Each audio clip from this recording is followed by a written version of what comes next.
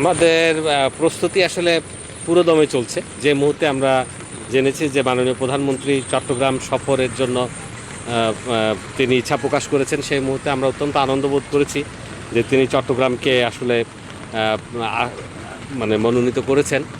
আর যেহেতু আপনারা জানেন যে একটা বিগত বন্যায় আমাদের বেশ কিছু ক্ষয়ক্ষতি হয়েছিল, ফলে ওনার আগমনে এখানে সবার মধ্যে একটা প্রাণচাঞ্চলতা ফিরে আসবে, আমাদের মধ্যে উৎসাহ উদ্দীপনা বেড়ে যাবে। তো সেই দিক থেকে আমরা ওনাকে বরণ করে নেওয়ার জন্য, গ্রহণ করে নেওয়ার জন্য, ওনার সকল কার্যক্রম সফলভাবে সুষ্ঠুভাবে সম্পাদনের জন্য যা যা প্রয়োজনীয় দরকার আমরা কিন্তু সেই জিনিসটা করছি। কোনো সমস্যাই হবে না। আমি এ পর্যন্ত চট্টগ্রাম বিভাগে মাননীয় প্রধানমন্ত্রীর দুটো প্রোগ্রাম দেখেছি, সেখানে বৃষ্টি হয়েছে, কিন্তু জনগণের অংশগ্রহণ কিংবা যে কর্মসূচিগুলো তিনি দিয়েছেন সবগুলোই যথাযথভাবে প্রতিপালিত হয়েছে। এখনও আসলে আমরা চূড়ান্ত সফরসূচিটা পাইনি, এটা হয়তো আরও পর্যালোচনা করে আমাদের কাছে প্রেরণ করা হবে।